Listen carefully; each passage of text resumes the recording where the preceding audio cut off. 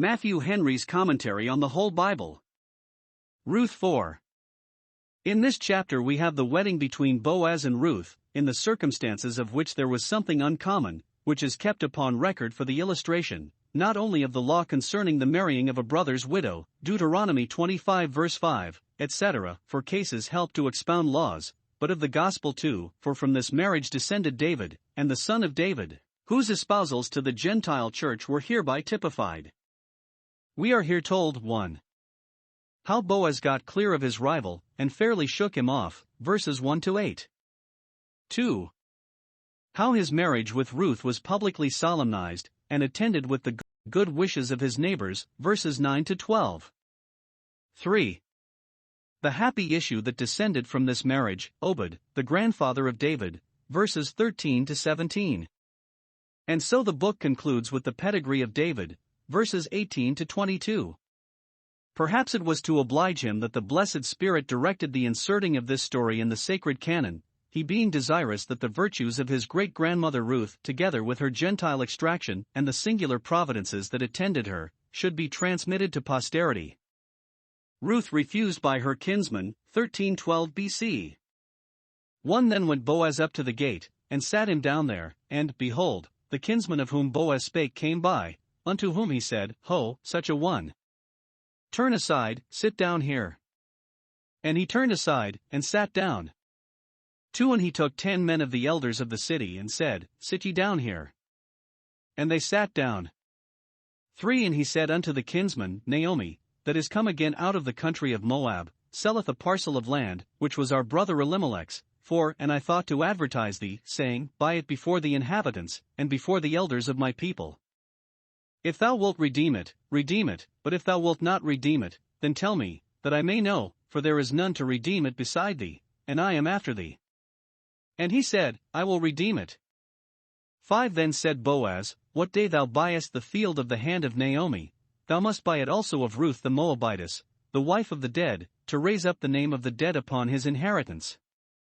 6 And the kinsman said, I cannot redeem it for myself, lest I mar mine own inheritance. Redeem thou my right to thyself, for I cannot redeem it. 7 Now this was the manner in former time in Israel concerning redeeming and concerning changing, for to confirm all things, a man plucked off his shoe, and gave it to his neighbor, and this was a testimony in Israel. 8 Therefore the kinsman said unto Boaz, Buy it for thee. So he drew off his shoe. Here 1. Boaz calls a court immediately. It is probable he was himself one of the elders, or aldermen, of the city, for he was a mighty man of wealth. Perhaps he was father of the city, and sat chief, for he seems here to have gone up to the gate as one having authority, and not as a common person, like Job, chapter 29:7, etc. We cannot suppose him less than a magistrate in his city who was grandson to Nahshon, prince of Judah, and his lying at the end of a heap of corn in the threshing floor the night before was not at all inconsistent, in those days of plainness, with the honor of his sitting judge in the gate. But why was Boaz so hasty, why so fond of the match? Ruth was not rich, but lived upon alms, not honorable, but a poor stranger. She was never said to be beautiful. If ever she had been so, we may suppose that weeping, and traveling, and gleaning, had withered her lilies and roses. But that which made Boaz in love with her, and solicitous to expedite the affair, was that all her neighbors agreed she was a virtuous woman. This set her price with him far above rubies, Proverbs 31 verse 10, and therefore he thinks, if by marrying her he might do her a real kindness, he should also do himself a very great kindness. He will therefore bring it to a conclusion immediately. It was not court day, but he got 10 men of the elders of the city to meet him in the town hall over the gate, where public business used to be transacted, verse 2. So many, it is probable by the custom of the city, made a full court. Boaz, though a judge, would not be judge in his own cause, but desired the concurrence of other elders. Honest intentions dread not a public cognizance. 2. He summons his rival to come and hear the matter that was to be proposed to him, verse 1 Ho, such a one, sit down here. He called him by his name, no doubt, but the divine historian thought not fit to record it, for, because he refused to raise up the name of the dead, he deserved not to have his name preserved to future ages in this history. Providence favored Boaz in ordering it so that this kinsman should come by thus opportunely, just when the matter was ready to be proposed to him.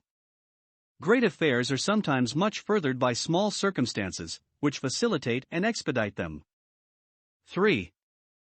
He proposes to the other kinsman the redemption of Naomi's land, which, it is probable, had been mortgaged for money to buy bread with when the famine was in the land. Verse 3. Naomi has a parcel of land to sell, namely, the equity of the redemption of it out of the hands of the mortgagee, which she is willing to part with, or, as some think, it was her jointure for her life, and, wanting money, for a small matter she would sell her interest to the heir at law, who was fittest to be the purchaser. This he gives the kinsman legal notice of, verse 4, that he might have the refusal of it.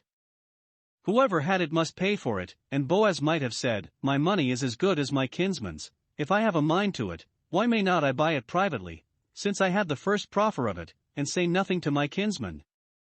No, Boaz, though fond enough of the purchase, would not do so mean a thing as to take a bargain over another man's head that was nearer akin to it, and we are taught by his example to be not only just and honest, but fair and honorable, in all our dealings, and to do nothing which we are unwilling should see the light, but be above board.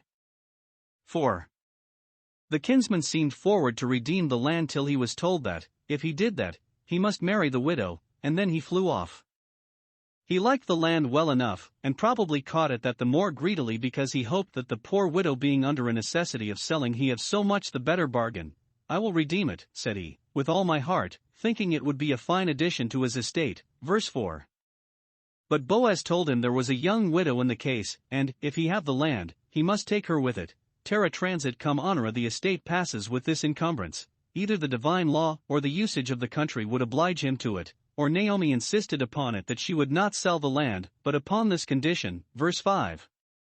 Some think this does not relate to the law of marrying the brother's widow, for that seems to oblige only the children of the same father, Deuteronomy 25 verse 5, unless by custom it was afterwards made to extend to the next of kin, but to the law of redemption of inheritances, Leviticus 25 verses 24 and 25, for it is a goel, a redeemer, that is here inquired for, and if so it was not by the law, but by Naomi's own resolution, that the purchaser was to marry the widow. However it was, this kinsman, when he heard the conditions of the bargain, refused it. Verse 6. I cannot redeem it for myself. I will not meddle with it upon these terms, lest I mar my own inheritance.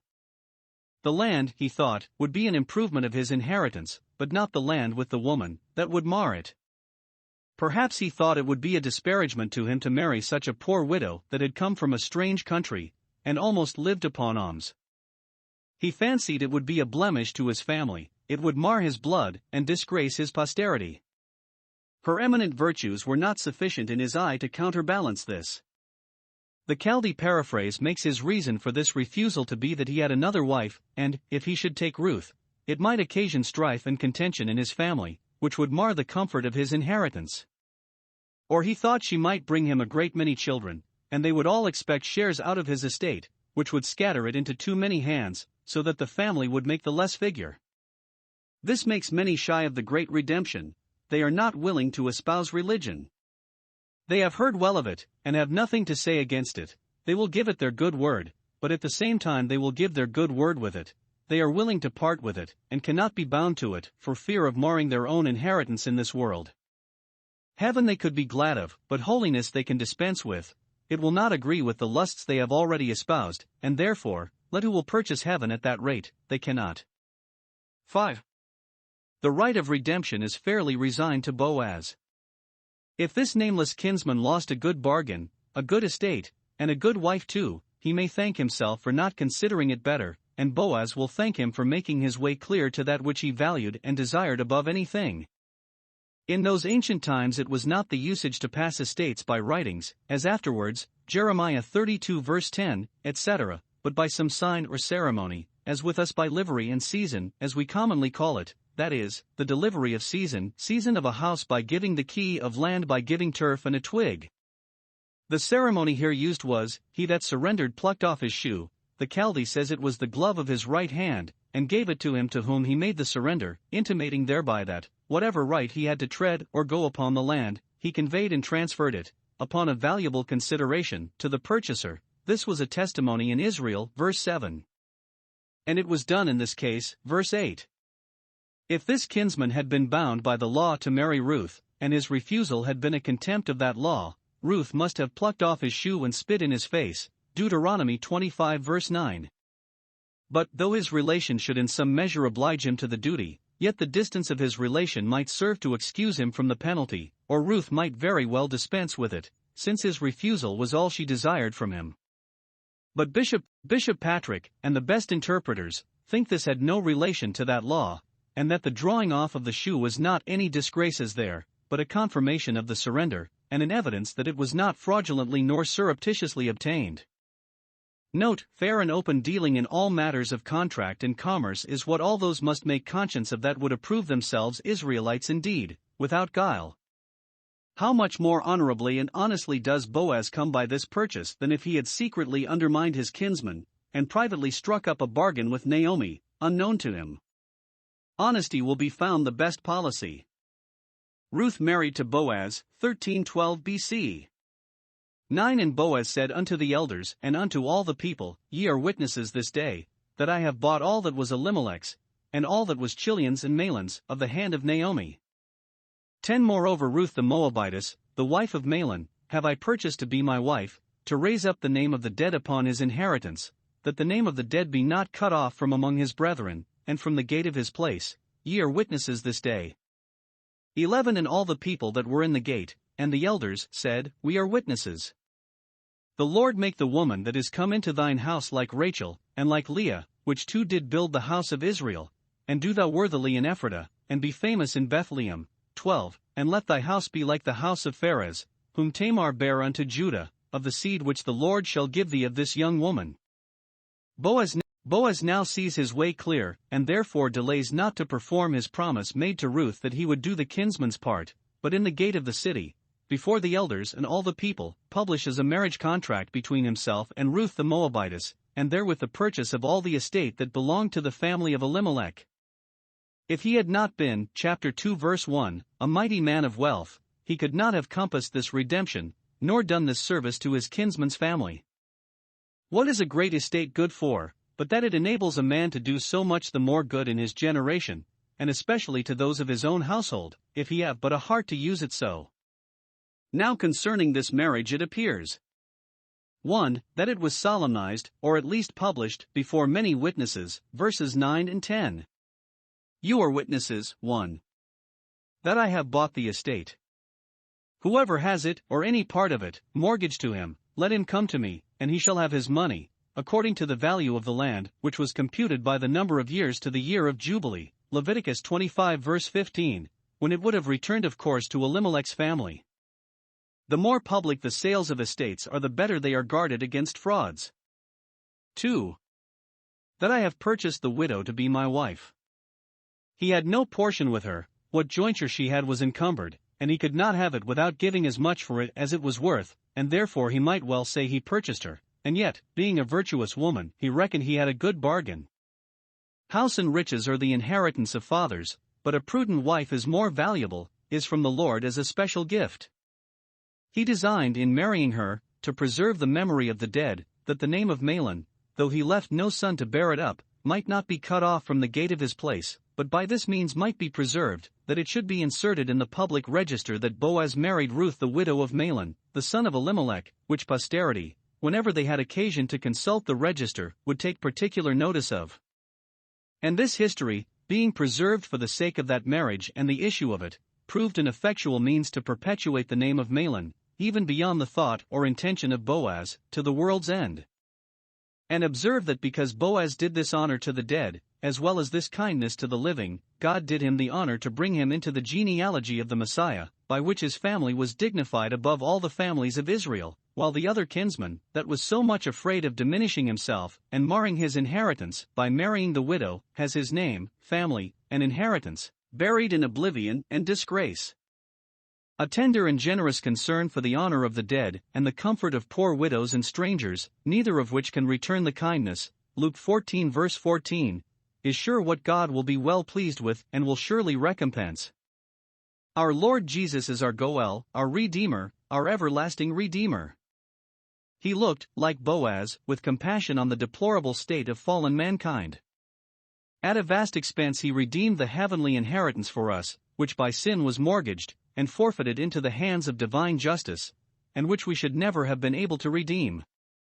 He likewise purchased a peculiar people, whom he would espouse to himself, though strangers and foreigners, like Ruth, poor and despised, that the name of that dead and buried race might not be cut off forever. He ventured the marring of his own inheritance, to do this, for, though he was rich, yet for our sakes he became poor, but he was abundantly recompensed for it by his Father, who, because he thus humbled himself, hath highly exalted him, and given him a name above every name. Let us own our obligations to him, make sure our contract with him, and study all our days how to do him honor. Boaz, by making a public declaration of this marriage and purchase, not only secured his title against all pretenders, as it were by a fine with proclamations, but put honor upon Ruth, showed that he was not ashamed of her, and her parentage and poverty, and left a testimony against clandestine marriages. It is only that which is evil that hates the light and comes not to it. Boaz called witnesses to what he did, for it was what he could justify, and would never disown, and such regard was then had, even to the contemned crowd, that not only the elders, but all the people that were in the gate, passing and repassing, were appealed to, verse 9, and hearkened to, verse 11, when they said, We are witnesses. 2. That it was attended with many prayers. The elders and all the people, when they witnessed to it, wished well to it, and blessed it, verses 11 and 12. Ruth, it should seem, was now sent for they speak of her, verse 12, as present, this young woman, and, he having taken her to wife, they look upon her as already come into his house. And very heartily they pray for the new married couple. 1. The senior elder, it is likely, made this prayer, and the rest of the elders, with the people, joined in it, and therefore it is spoken of as made by them all, for in public prayers, though but one speaks, we must all pray. Observe, 1. Marriages ought to be blessed, and accompanied with prayer, because every creature and every condition are that to us, and no more, that God makes them to be. It is civil and friendly to wish all happiness to those who enter into that condition, and what good we desire we should pray for from the fountain of all good. The minister who gives himself to the word and prayer, as he is the fittest person to exhort, so he is the fittest to bless and pray for those that enter into this relation. 2. We ought to desire and pray for the welfare and prosperity one of another, so far from envying or grieving at it. 2. Now here, 1. They prayed for Ruth, the Lord make the woman that has come into thy house like Rachel and Leah, that is, God make her a good wife and a fruitful mother. Ruth was a virtuous woman, and yet needed the prayers of her friends, that by the grace of God she might be made a blessing to the family she had come into. They prayed that she might be like Rachel and Leah, rather than like Sarah and Rebekah, for Sarah had but one son, and Rebekah but one that was in covenant, the other was Esau, who was rejected, but Rachel and Leah did build up the house of Israel, all their children were in the church, and their offspring was numerous. May she be a flourishing, fruitful, faithful vine by thy house side. 2. They prayed for Boaz, that he might continue to do worthily in the city to which he was an ornament, and might there be more and more famous. They desired that the wife might be a blessing in the private affairs of the house, and the husband a blessing in the public business of the town, that she in her place, and he in his, might be wise, virtuous, and successful. Observe, the way to be famous is to do worthily. Great reputation must be obtained by great merits. It is not enough not to do unworthily, to be harmless and inoffensive, but we must do worthily, be useful and serviceable to our generation. Those that would be truly illustrious must in their places shine as lights.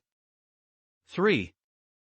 They prayed for the family, let thy house be like the house of Pharez, that is, let it be very numerous, let it greatly increase and multiply, as the house of Pharez did. The Bethlehemites were of the house of Pharez, and knew very well how numerous it was, in the distribution of the tribes, that grandson of Jacob had the honor which none of the rest had but Manasseh and Ephraim, that his posterity was subdivided into two distinct families, Hezron and Hamel, Numbers 26 verse 21. Now they prayed that the family of Boaz, which was one branch of that stock, might in process of time become as numerous and great as the whole stock now was. The pedigree of David, Naomi comforted in her grandson, 1312 BC. 13 So Boaz took Ruth, and she was his wife, and when he went in unto her, the Lord gave her conception, and she bare a son. 14 And the women said unto Naomi, Blessed be the Lord, which hath not left thee this day without a kinsman, that his name may be famous in Israel. 15 And he shall be unto thee a restorer of thy life, and a nourisher of thine old age, for thy daughter-in-law, which loveth thee, which is better to thee than 7 sons, hath borne him. 16 And Naomi took the child, and laid it in her bosom, and became nurse unto it. 17 And the women her neighbors gave it a name, saying, There is a son born to Naomi, and they called his name Obed, he is the father of Jesse, the father of David. 18 Now these are the generations of Pharez. Pharez begot Hezron, 19 And Hezron begot Ram, and Ram begot Amminadab, 20 And Amminadab begot Nahshon, and Nahshon begot Salmon, 21 And Salmon begot Boaz, and Boaz begot Obed, 22 And Obed begot Jesse, and Jesse begot David. Here is 1. Ruth a wife. Boaz took her, with the usual solemnities, to his house, and she became his wife. Verse 13, all the city, no doubt, congratulating the preferment of a virtuous woman, purely for her virtues. We have reason to think that Orpah, who returned from Naomi to her people and her gods, was never half so well preferred as Ruth was. He that forsakes all for Christ shall find more than all with him, it shall be recompensed 100-fold in this present time. Now Orpah wished she had gone with Naomi too, but she, like the other kinsman, stood in her own light. Boaz had prayed that this pious proselyte might receive a full reward of her courage and constancy from the God of Israel, under whose wings she had come to trust, and now he became an instrument of that kindness, which was an answer to his prayer, and helped to make his own words good. Now she had the command of those servants with whom she had associated, and of those fields in which she had gleaned. Thus sometimes God riseth up the poor out of the dust, to set them with princes. Psalm 113 verses 7 and 8. 2. Ruth a mother, the Lord gave her conception, for the fruit of the womb is his reward. Psalm 127 verse 3. It is one of the keys he hath in his hand, and he sometimes makes the barren woman that had been long so to be a joyful mother of children. Psalm 113 verse 9, Isaiah 54 verse 1. 3. Ruth still a daughter-in-law, and the same that she always was, to Naomi, who was so far from being forgotten that she was a principal sharer in these new joys. The good women that were at the labor when this child was born congratulated Naomi upon it more than either Boaz or Ruth, because she was the matchmaker, and it was the family of her husband that was hereby built up. See here, as before, what an air of devotion there was then even in the common expressions of civility among the Israelites. Prayer to God attended the birth of the child.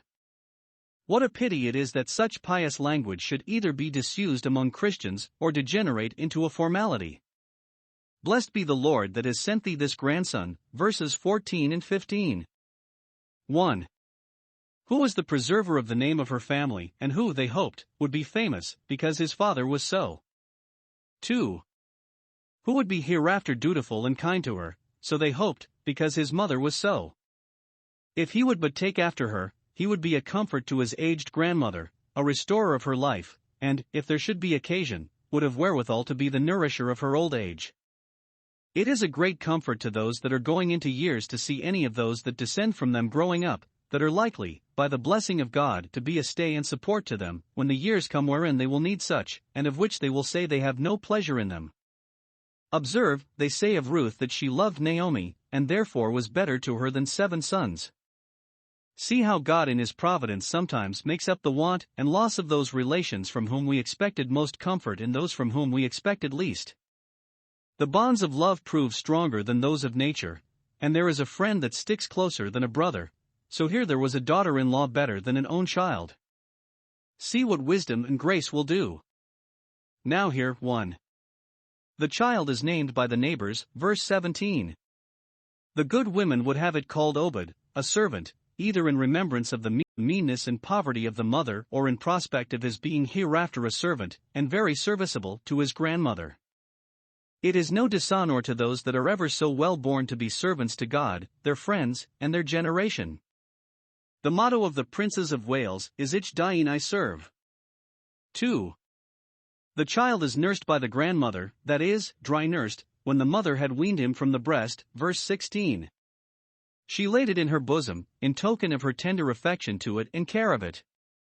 Grandmothers are often the most fond. For Ruth is hereby brought in among the ancestors of David and Christ, which was the greatest honor. The genealogy is here drawn from Pharez, through Boaz and Obed, to David, and so leads towards the Messiah, and therefore it is not an endless genealogy.